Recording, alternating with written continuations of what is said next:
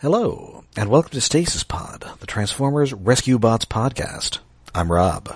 I'm Jen. And I'm not Rescue Roy. When are we going to get to the fireworks factory?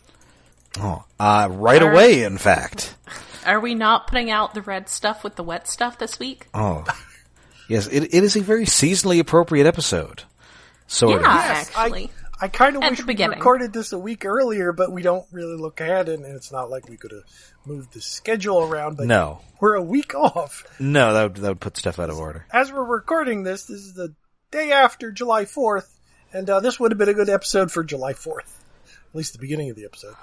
Yes. We are all very tired, or at least those of us in America are very tired of just random fireworks going off that should not be in the hands of private individuals. Yeah, This is what I get for moving to town. It's not even it's barely a town. And yet here we are. I didn't really hear that many fireworks yet. Maybe there'll be some tonight. I don't know. But I've seen quite a few massive tents full of fireworks on sale. Actually, my parents live out in the absolute sticks, and they said that my mom said that they were hearing fireworks too much last night. Like, even in the middle of nowhere, they had some disaster neighbors who were setting them off. Sounds like a good way to have a forest fire. Good job. Or, blow off some of your fingers. Yeah. Yes, blow up a cow. So, yes, this is Rescue Boy. First aired August 11th, 2012, and directed by Transformers veteran Marty Eisenberg. Yes! Written by Transformers veteran Marty Eisenberg. Yes. This is the first of 4 episodes he wrote for Rescue Bots. Huh. And obviously, he has previously done a ton of other Transformers stuff. He was story editor on Beast Machine, story editor on Animated, wrote a bunch of episodes of Transformers Prime. I did see that, and I was like, of course he wrote the one that involves one of the human characters becoming a superhero. Yes, because he has also written a ton of superhero stuff. Yes, and that was kind of a thing with Animated. Yes. In fact, he apparently just wrote a bunch of episodes of the Guardians of the Galaxy cartoon. Ooh, that's cool. For a second, I was like, did I meet him at a convention one time? But no, that was Marv Wolfman. Ah. Same M. Yeah. We open having immediately gotten to the fireworks factory, as Huxley Prescott reports. Yes, there's a good bit of him in this episode, occasionally egging on underage children, which is not appropriate. Well, no, but much of what Huxley Prescott does is not appropriate. There's a lot of Huxley Prescott in this episode, and it made me start to wonder, wait, is he starting some of these problems in town? Because he's on the scene really quick, like in every instance. Maybe this is what happens when an episode of I Dare Me goes wrong. He scraps all the parts of it that were Shelf that episode. That were like, yeah, the actual episode, and then he's just reporting from on the scene of this fire by the fireworks warehouse that he totally did not cause. Listen, I'm living in this van. I gotta come up with some news stories in this town. I gotta eat.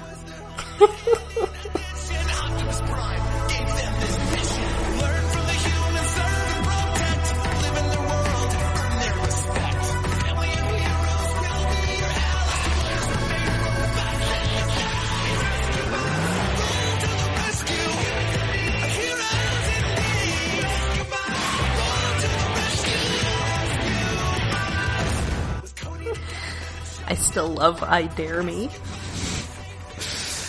So, of course, the rescue bots are on the scene. Blades, notably, has his scoop claw back. Yay! Yes. He picked up his scoop claw. He's just not using it all the time. He's used it a couple times since then, but He has used it a couple of times. not that often. And yes, so everybody's on the scene. Stuff is blowing up all over. The building is starting to collapse. Yeah, it's pretty big. It's a lot of fireworks going off all over the place. It's very festive. And Blades, much like many people and most dogs, does not understand why humans think explosions are entertaining. Poor baby Blades. He's just a little PTSD baby. Listen, they're going to need like one of those vests to like attach him to Danny. Yes. A thunder vest? I was thinking like a thunder shirt. Thunder shirt, that's what I was trying to think of. Maybe his claw functions like a thunder shirt. And that's why Danny was like, why don't we'll take your claw. Yes. It'll be okay. You don't need to hide under the porch. No. Those things are supposed to work, and I got it specifically for one of my cats to help me cut her toenails. Mm-hmm. She crawls out of that no matter how tight I put it on. It does not work on her. My cats were not at all impressed by the fireworks. They were just like, okay, that's fine. Where is Bird? Anyway, so the Chief Burns and Cody, they're trying to, shoo people away to stop, because everybody wants to see the pretty fireworks. But that puts them at risk of being crushed by debris. Yes. So maybe don't do that. And the Chief is all, Cody, you are also a bystander. Because you're like 9, or I can't remember how old he is, but it's... Not old enough to be in the middle of significant peril. Yes, you are a child, Cody. You must stay away from these dangerous explosions. But nevertheless, while everybody else is distracted, Mr. Sharma, a local citizen, is distracted and thus runs his forklift into some supporting beams here. I think, actually, my theory is that the forklift is a Constructicon because it was Constructicon colored. Oh, it's Dirt Boss. Yes. So therefore, it is actually evil. But it was hovering, wasn't it? Yes. Well, I mean, it's Griffin Rock. You got to blend in. Yes. Yeah. It's a local evil forklift. Yes. So so he, gets on his hoverboard, gets in there, and gets him out of there. But then, because he left his hoverboard behind, has to go back for it, and then almost gets crushed by debris. Oh no! But luckily, he is saved in slow motion by Chase and the Chief. Yes. Though he is using so the thing is the hoverboard hovers by having a repulsor field on the bottom, and he does deflect some of the beams first before Chief and Chase can come and get him. So we have a little bit of lead up to what's gonna keep happening here. Yes. So we're all back at the fire station, and everybody's pretty mad at Cody for nearly getting pulped. Yeah, well, I mean, they were all pretty busy. Yes. So now, Cody, you cannot participate in any rescues in person. You're in the firehouse for good. Yeah, he needs to stay in dispatch. Yeah. So, obviously he's pretty upset about this. So the robots, they try and cheer him up. And they try and figure out some way where he can go into dangerous situations but still be safe. First solution is a padded suit that does not allow him to lower his arms. Yes, it's basically just like a big balloon suit. It's pretty adorable. What is it? A Christmas Story? A Christmas Story, yes. And what is the Transformers connection to A Christmas Story? I don't remember. There's a Transformers connection? There is. The bully in that, Scut Farkas, the guy who had like yellow eyes. Yes. Vaguely? That guy's in the first Transformers movie, the first Michael Bay one. Oh. Oh. They're like a bunch of soldiers with Epps and Josh Duhamel, and there's a Hispanic guy, and there's like an extremely Boston guy. Mm-hmm. He's the extremely Boston guy. Actor Zach Ward. I did not know that. I hope I don't get stabbed by a robot scorpion. I will probably now forget that because it's about the Bay movies, and I'm sorry. Yeah. It's about the best one, though? That's fair. Yeah. It's the one that's actually a movie. Full stop. Yes. Anyway, so that doesn't work. They next try putting him in the bubble tent, Yes. which does not work. No, because he just rolls away. Yes. I don't understand how that tent is supposed to be something you can sleep in. It's not a functional. Well, you got to put some weights in it or something. I guess. So it's too round. How is it? Like, it needs a flat bottom, or it should be like pyramidal shaped or something. And then Chase's idea, airbag suit. Yes. Which was kind of what the balloon suit already was. Also, I like when he's in the balloon suit, he complains he can't put his arms down, and Heatwave just sort of holds his arms down, and then lets go, and they pop back up. He tried. Which wasn't that actually part of the outfit in a Christmas Story? I think it is, yes. Yes. I think they pushed his arm down, and then they just pop back up. I don't know. Anyway. Although, the progression of systems and moving to airbag things made me think of that, what was that? The suit called that some crazy man was trying to make to be anti-Grizzly. Oh, Project Grizzly. Oh, that's what That's it was. a Canadian classic. It's Canadian. That guy died tragically. I mean, they made a documentary. I mean, the guy was Canadian. Mm-hmm. And they made the documentary about him was also Canadian, I believe. Yes, it probably would be. Everything about this is just extremely Canadian, I'm sorry. Yes. I don't make these rules. Anyway, so they decide that maybe instead of trying to, couple something ourselves, we should try Doc Greene. He's probably got some insane, dangerous invention. And surprise, he does. Yes. I mean, he doesn't... I'm honestly kind of surprised that he didn't have something pre-built. Yes. That he was actually like, I know, I have a great idea. I'll get back to you tomorrow. And it wasn't like, I have been sitting on this ridiculous, dangerous thing for 20 years. So it's a repulsor but badge. Yes, he is like, I will build this ridiculous thing immediately. Yes. In a garage, so not a everybody cave. Goes over there. The robots, of course, cannot go in. But Blades keeps trying to peep. Yes, but Chase tells him that peering into windows is socially unacceptable and illegal. I am kind of surprised. I feel like you shouldn't be able to say, so arrest me, to Chase. Because that's, I mean, he will arrest you. Yes, he will. But Blades got away with it this time. You are going down to the station with Deputy Barney. Yes. But he got away with it this time. Yes.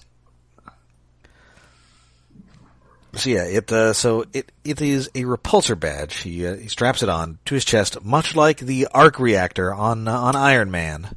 Yes. Yeah, it's even except not red like and gold. literally into his heart. Yes.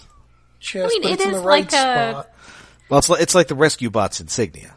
Yeah, it's like a fire department badge, rescue department badge kind of shape, but just, affixed directly to his chest, maybe about the size of a dinner plate. Yeah. And so it forms a force field around him, sort of kind of a Unis the Untouchable kind of thing. Yes. With a control valve, unlike, okay, it does kind of end up being like Unis's. Wasn't one of Unis's problems at some point that he couldn't eat because he couldn't get the food? Yes. Yes, it once happened that he starved to death after his powers went out of control. Yeah. Or as some people have sort of theorized about Superman in one of the various steps to explain his powers, is that he sort of has like a force field around him, which is also why he can like pick up buildings without them crumbling, or catch Lois Lane in midair without her turning into like a meat slurry. I think that was like 5 or more years ago, like a physicist actually wrote that paper. Okay. I forget what. I seem to remember that John Byrne used that in the 80s when he had Gladiator fight the Fantastic Four. Oh. That's Gladiator, the like purple mohawk guy who is Marvel's Superman I was going to say analog. The Shi'ar guy. One of the analogs of Superman. Yes, and not Marvel. not the Daredevil villain who is the guy with power tools attached to his wrists. That seems much less impressive than the Shi'ar Gladiator. Yes. So as we see, this thing can repel both tomatoes and giant crates. Yes. Well, it breaks through the giant crate. But it's still kind of crazy that he went straight to dropping a giant crate on Cody. Much to the horror of everybody. Yes. But it was an empty crate, so it's like, I don't know. It should have bounced off instead of breaking through. It seemed to break the rules of the repulsor, kind of. Also... Well, because we see the repulsor break things. It just repulsed what was directly around him to the point where it broke it. So, because I guess it was braced by the rest of the crate. Anyway, what we're overlooking here is that turning the repulsor up all the way makes Cody go Super Saiyan. Yes. Jen, what's his power level? It's definitely over 9,000. What, 9,000? His hair, I mean, he's blonde already, so I'll give him, but it does, Yes.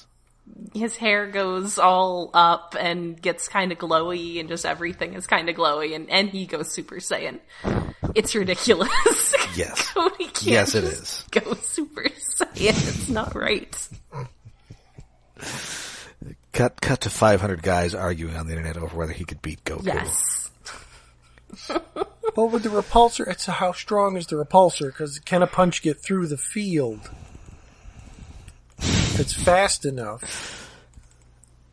I mean, presumably the field responds at a much faster rate than normal movement.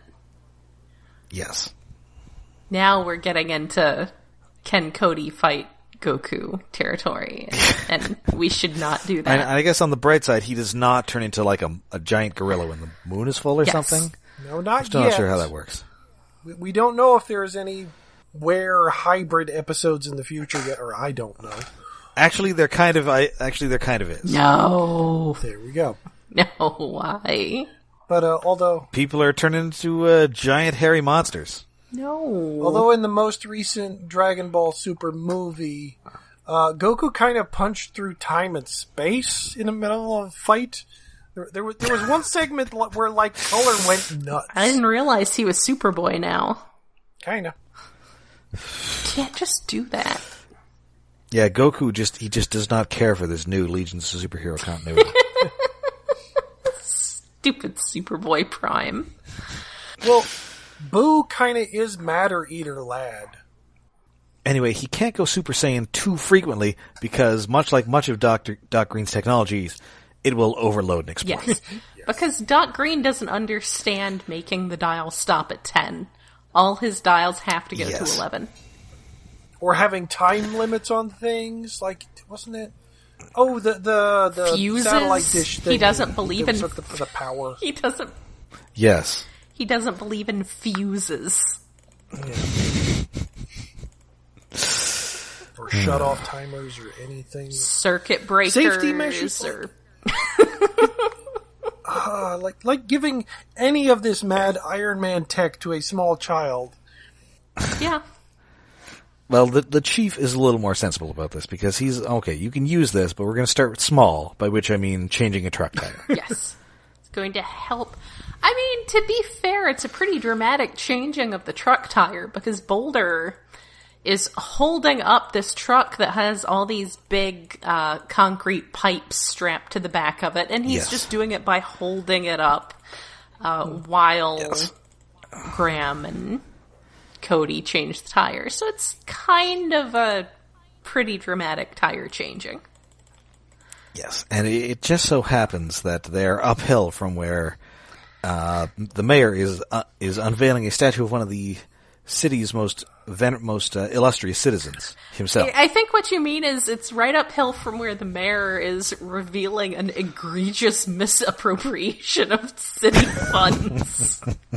For an unwanted statue that deserves to be torn over. And Also, and they didn't put his hair on. He complains it doesn't have a comb over. Like, yes, the statue of me is too bald. Yes. They did not give him his toupee. but the fact that he was specific about comb over, like not just better hair, comb over specifically. Well, I mean, if he like asked them to give him like a long flowing mane, that would look ridiculous. Well, yes, but like, He just wanted to be slightly less bald. Yeah. Like Bruce Willis bald. Yeah. Like pre-shaving his head, Bruce Willis bald. Not like cue bald Bruce Willis bald. Not like knockoff Jonathan Statham looking Bruce Willis. No. Yes. Oh, Jason Statham. Said the name wrong. Yes. Anyway, so these pipes come loose. They go rolling towards this statue. This and gross Huxley Prescott is on the scene. Town funds. Yes. A cylinder of doom, a path of destruction, a mayor too out of shape to escape. Yeah. I bet Marty Eisenberg had a lot of fun putting so much Huxley Prescott in this episode. Yes. Yeah. He seems like a character he would have fun with. Mm-hmm. Well, he's the character that would most fit in animated, other than Boulder just being sort of a slight copy-paste of Bulkhead. Yeah. Yeah. Yes. So yes. So Boulder stops 2 of these pipes, but the third one is still heading towards to pulp the mayor until Cody goes in front, powers up his suit, goes in front of it, and it just shatters, and it's pretty cool. Mm. See, this is the problem with giving any of Doc Greene's technology to a child is, okay, so you have something where it doesn't have any fuses or appropriate dial settings or anything. You can just keep turning it up and turning it up and turning it up forever. You give that to someone like Graham and you're okay, but you give it to a child and a child also doesn't understand, maybe don't turn the knob up all the way. So yeah, that's definitely... Cody then proceeds throughout the rest of the episode to always have it at its highest setting. Pretty much, yeah. It could have been worse. He could have given it to Cade. I guess. Would have gone full supervillain quicker. I mean, he's just going to use it to impress girls. Cade is also basically a child, so that's fair. Yes.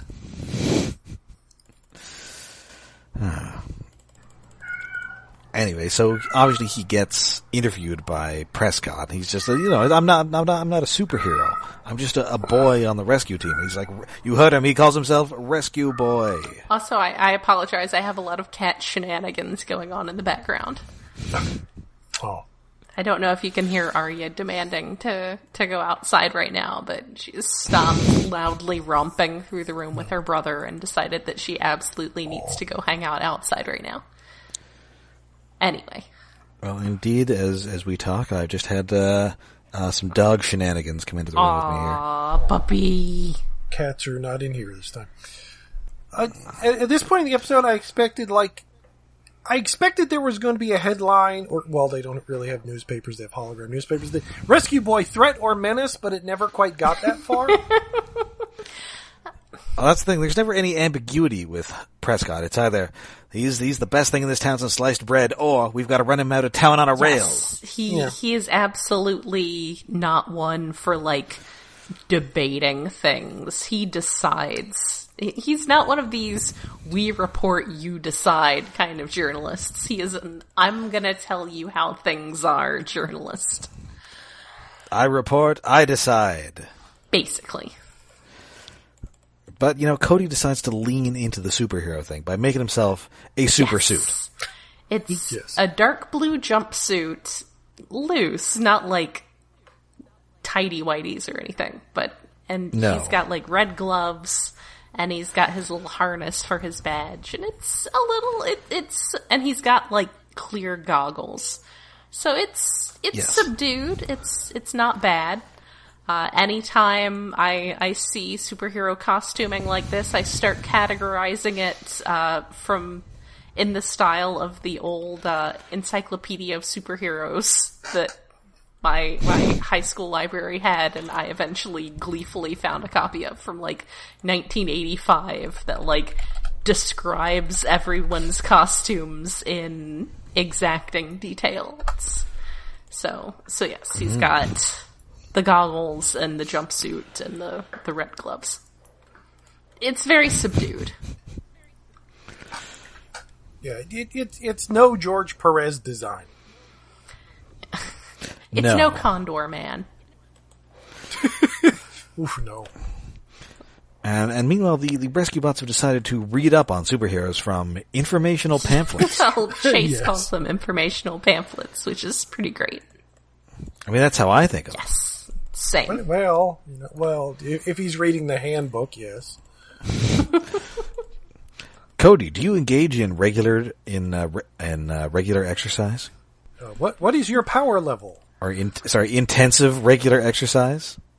How many tons can you lift or repulse? Anyway, so, the chief is telling him, you are not really a superhero. You've got to be responsible with this.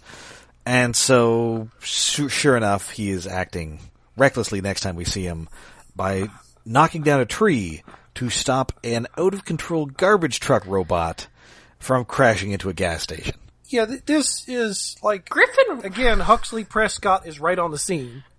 Griffin Rock really does have a lot in common with near-future Detroit. The out-of-control garbage robots.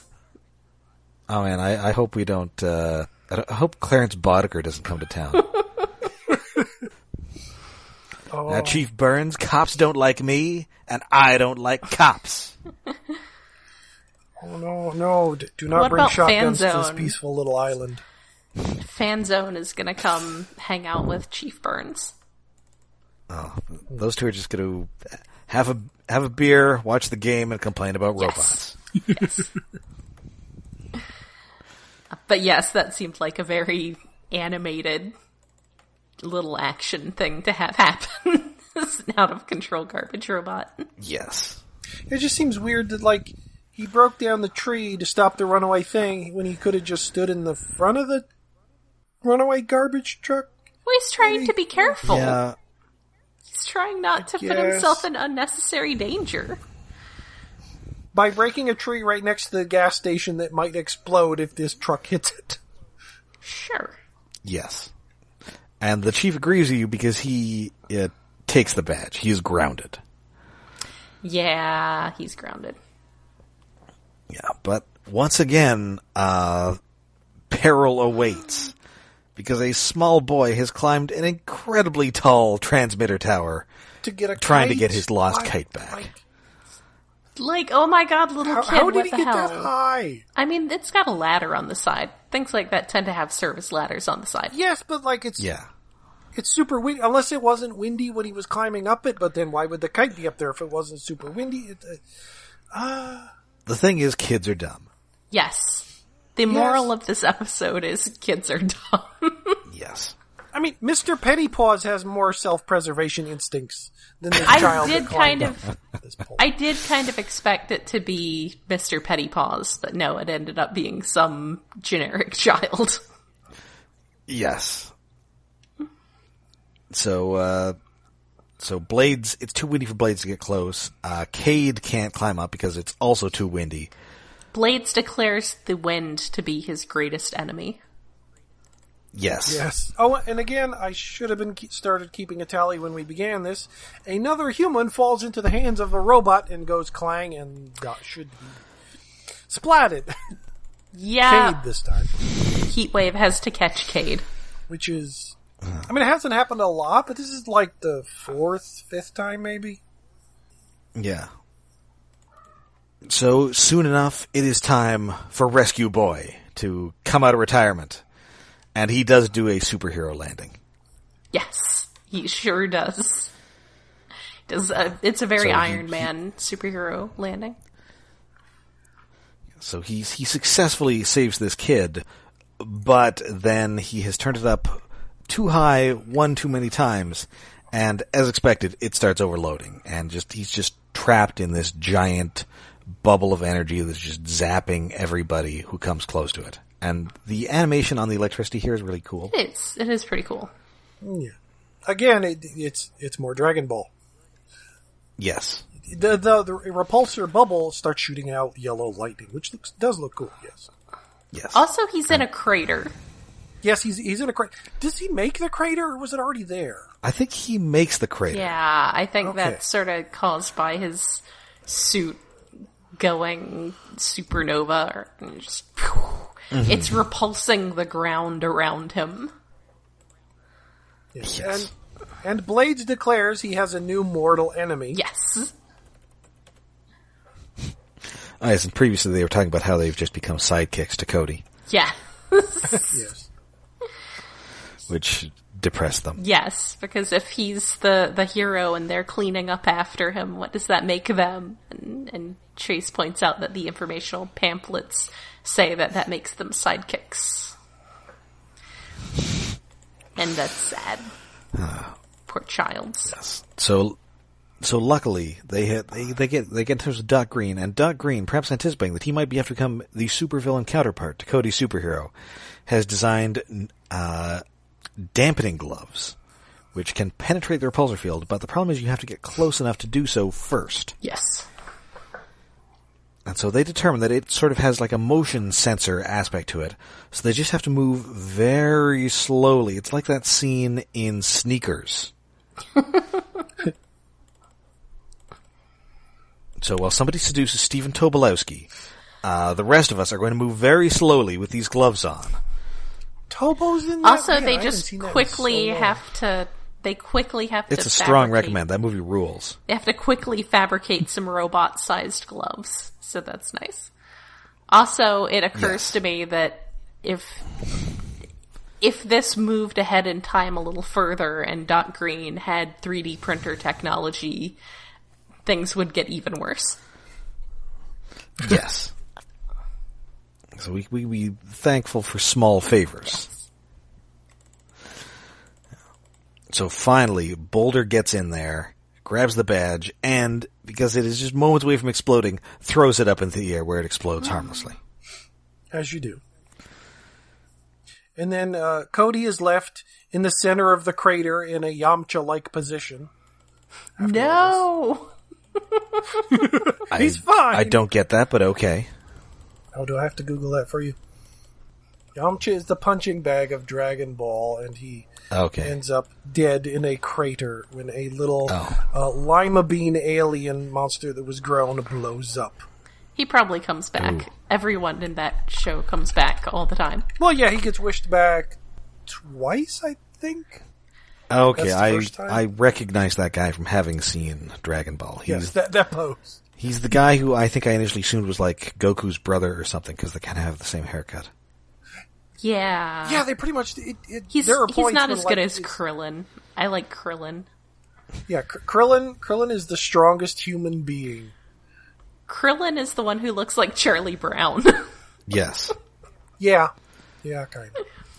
He doesn't have a nose, though.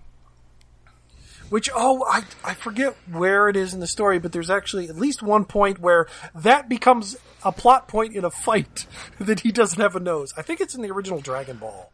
Where, like, he's immune to something because he can't smell. I didn't realize he literally didn't have a nose.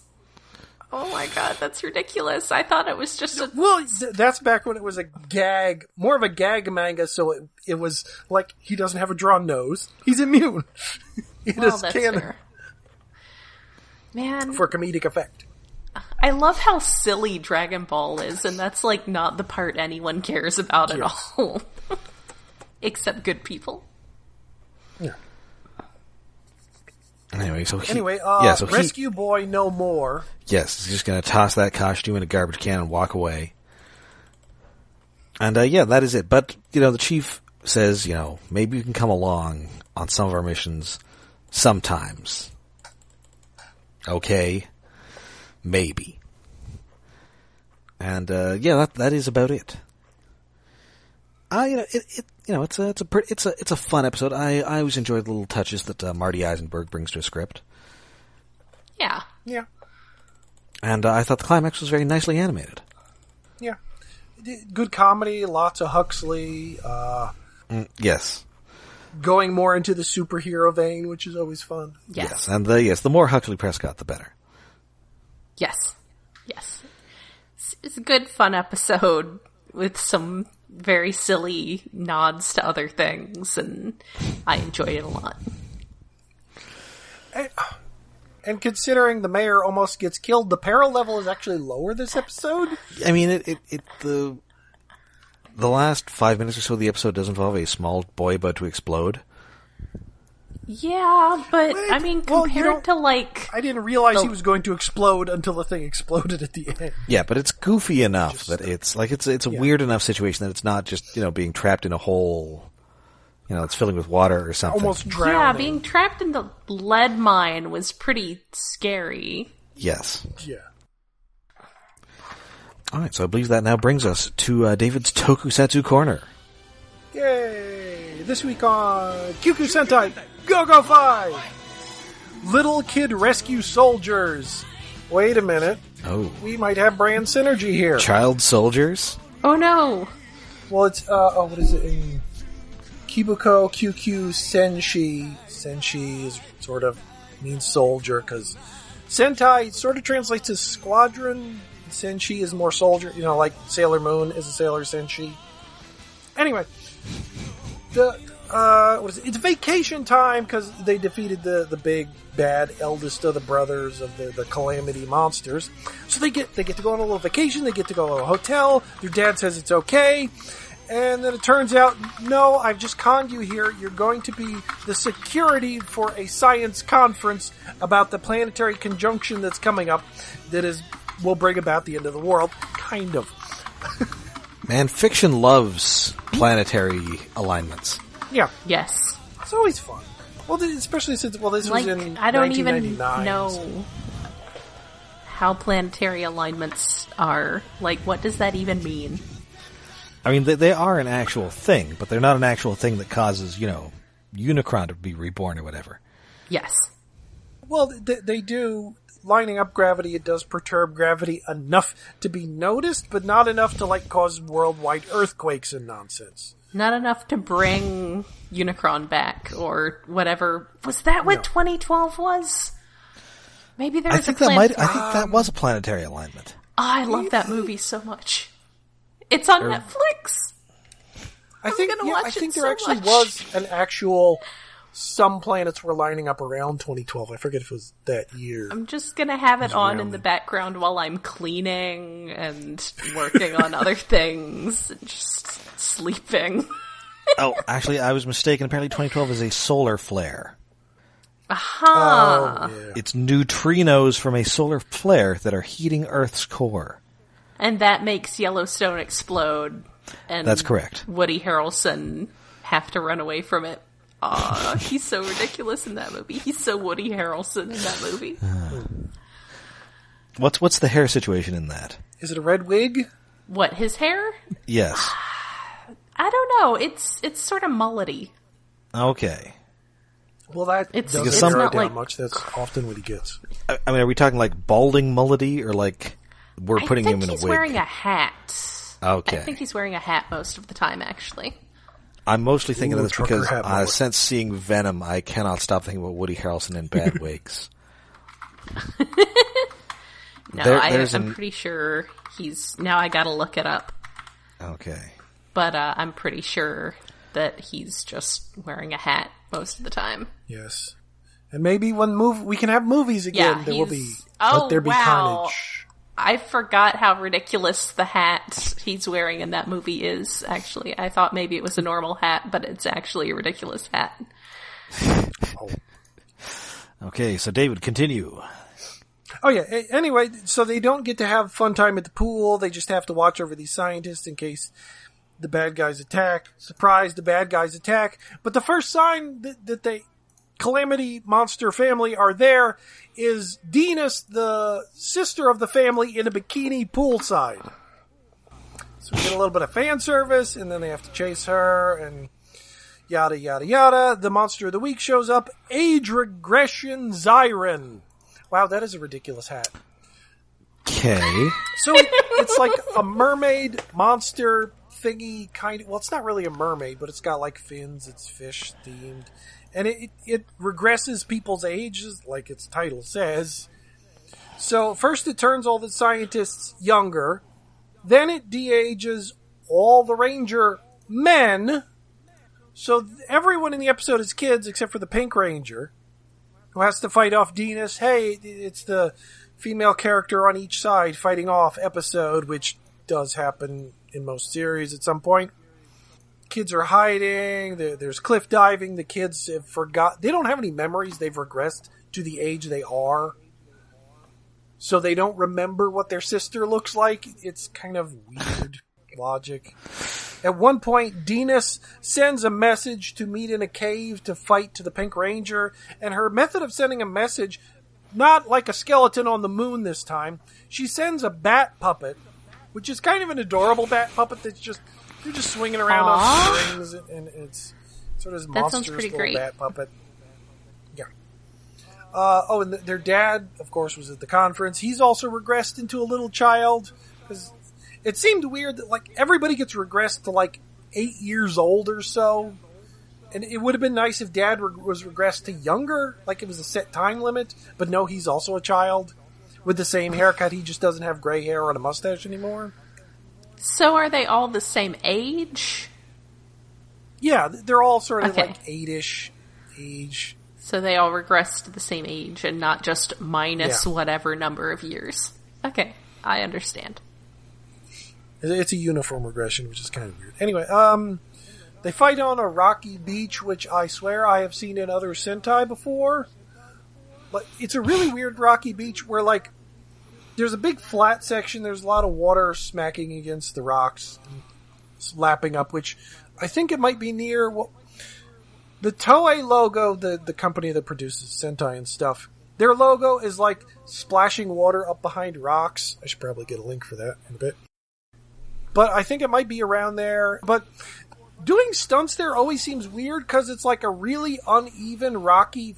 It's flat, but not flat. And it's hard to imagine, like, the actors tumbling and rolling around on that ground, because it's either going to injure you or slice up your suit. It does not look fun. Ow.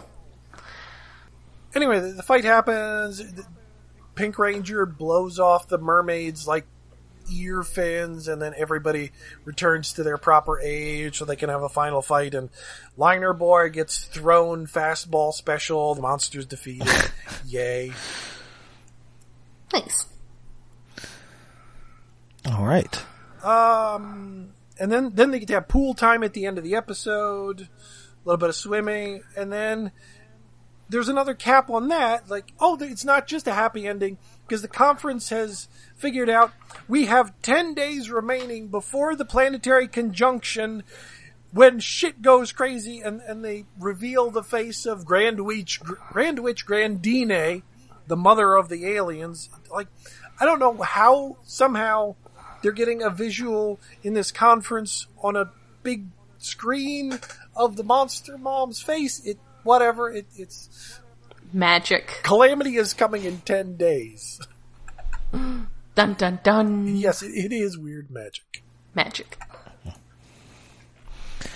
Oh, and it doesn't say, like, to be continued or ending. It says 10 days remain or something. Ooh. Like, it's changed the subtitle of the episode, which is neat again. Ooh. Yeah, so having although the kids really didn't do that much fighting, they do help save the kid scientists from a cave. They're not actually doing Power Ranger fighting, which would have been a bit much. Like, kid-friendly episodes. Please, not too many. They bore me. This one was okay. Gotta do kid stuff. Gotta have kids. Children buy toys. Gotta sell toys. I know it's a kid for shows, and you're trying to sell the toys, but like it's the thing that, like, when we were kids, there usually wasn't that many kid appeal characters in cartoons and stuff, and we still liked the shows. It's like we had Spike Witwicky, who was indeterminate age but had a construction job, so. Yeah, that was always kind of sketchy. Well, the cartoons that we're watching. Well, Rescue Bots, it makes sense to have a kid character, but like everything else, like, do we need a kid appeal characters kids can look up to, like, at least teenagers and college kids? Like, aspirational. You don't have to have an annoying child. Although, I guess the kids in Prime were pretty good. I'm still not entirely sure they needed 3 of them. Mm. Oh, a cat on my desk. Come on. The cat does the thing. Why do you do this Anyway, to me? that's it for this week. Yes. All right. So, that is it for us this week. Until next time, you can find us all over the internet. We're on Facebook, we're on Twitter, and we have a Patreon. Yes, we are hosted on iaconunderground.net, where we have a Patreon set up to help with hosting and other expenses, such as the domain renewal I just had to do. That is at patreon.com/iaconunderground. This month we're watching some GoBots. That's right. And I do mean Challenge of Thee. That's right. We have been challenged by the GoBots. Yes. And we might discover why the title is Challenge of the GoBots. We don't actually find this. Well, it was a little challenging. I have a It suspicion. was challenging to watch, that's for sure. Yes. Yeah. Oh boy. So yeah, come to our Patreon for as little as $1 a month. You can catch our monthly series and our archive of previous monthly episodes where we watch fun random things like popular new movies, popular old movies, random episodes of old cartoons, GoBots. I got a cat. All right. So that does it for us until next time when we begin the season-ending two-parter. Dun dun dun. Until then, I'm Rob. I'm Jen, and this purring thing on top of me is Benjamin. And I'm David. Watching lots of Sentai. I'm on my 3rd series now. Well, 4th series.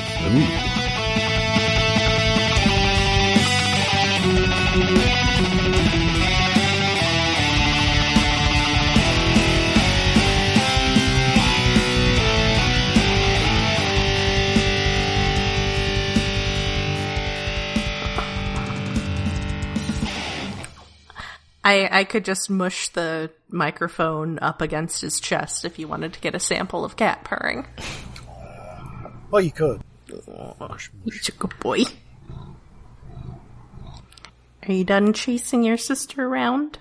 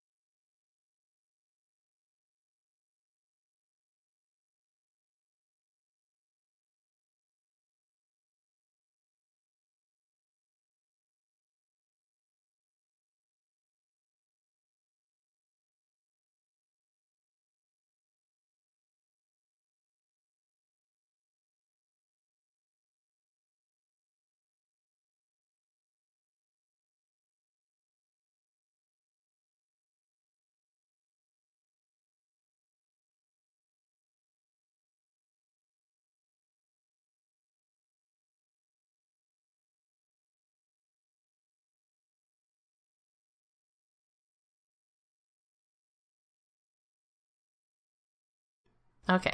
Yes. Okay. No, Arya just came, like, romping directly into the room. I was like, oh no. I was just about to say on. that not only those reaction figures that are sort of like old school style action figures. They not only have a glowing RoboCop, but they also have a glow in the dark version of that guy who gets melted by toxic waste in RoboCop. Yes, Oh, I Pupface. saw that when I was trying to look up what exactly this guy's deal was. I saw that there was a reaction figure of a guy getting melted by toxic waste that also glows in the dark. Don't touch me, man! Oh, I love RoboCop. He does have the little Yeah. cap at action. Oh. All right. I don't know if they even sell caps anymore. I don't think they do. Maybe at a dollar store? I haven't seen them since I was a kid, I think. There was a brief period as a teenager when some of us discovered that you could just like scrape the stuff out and put like a couple caps worth in a little piece of tissue paper and stomp on it, and it was very satisfying.